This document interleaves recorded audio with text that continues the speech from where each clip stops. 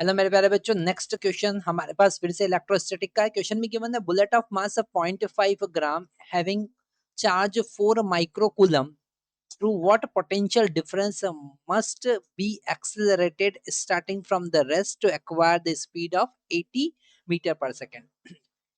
यहाँ पर एनर्जी से रिलेटेड कॉन्सेप्ट हमें यूज करना पड़ेगा।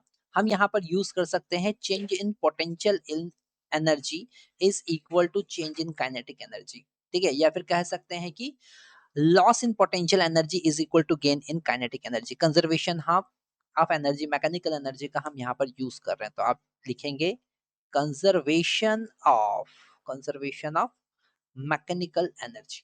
कंजर्वेशन ऑफ मैकेनिकल एनर्जी हम यहाँ पर यूज कर रहे हैं, ठीक है। तो पोटेंशियल एनर्जी में जो डिक्रीमेंट हुआ उसे हम लिखेंगे Q into change in potential difference, okay. Decrement in potential difference. And kinetic energy की बात करें तो 1/2 m v final square minus v initial square, जिसको हम u लिख रहे हैं। और यहाँ पर स्टार्टिंग फ्रॉम रेस्ट है तो u का वैल्यू तो ऑटोमेटिकली 0 हो जाएगा और v का वैल्यू 80 है। q का वैल्यू यहाँ पर हमको गिवन है 4 माइक्रोकूलम, तो हम लिखेंगे 4 इंटू 10⁻⁻6। डेल्टा v को हमने v लिखा है ना, क्योंकि चेंज इन पोटेंशियल को हम v लिख रहे हैं।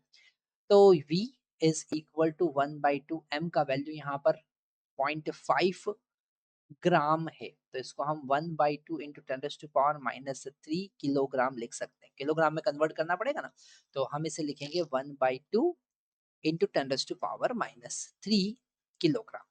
और v का वैल्यू यहाँ पर 80 स्क्वायर है और u तो 0 है। अब यहाँ से v का वैल्यू कैलकुलेट करना है ना, पोटेंशियल का वैल्यू कैलकुलेट करना है, तो ये 4 से यहाँ पर डिवाइड करेंगे तो यहाँ पर हो जाएगा, ऑलरेडी यहाँ पर 4 अवेलेबल है तो ये 16 हो जाएगा। 16 इंटू 10⁻⁻6 और न्यूमरेटर में हमको मिल रहा है 10⁻³ इंटू 6400, ठीक है। तो ये हो जाएगा 16 4 जा मतलब 400 हो जाएगा, मतलब 400 इंटू 10⁻+3 हो जाएगा, क्योंकि -6 जो है ऊपर आएगा तो +6 होगा और फाइनली +3 हमको मिलेगा। तो हम लिख सकते हैं 4 इंटू 10⁻5 वोल्ट।